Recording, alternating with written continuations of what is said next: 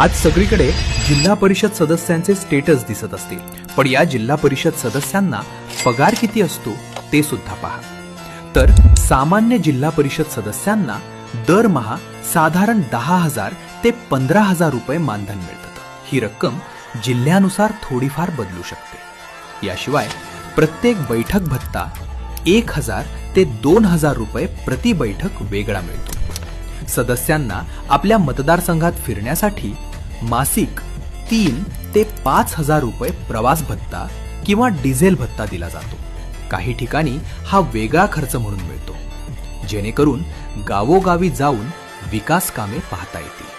तर या सदस्यातून येणाऱ्या अध्यक्षांना दरमहा 20,000 रुपये मानधन मिळतं, तर उपाध्यक्षांना साधारण 15,000 रुपये आणि विविध विषय समिती सभापतींना 12,000 रुपये मासिक मानधन मिळते.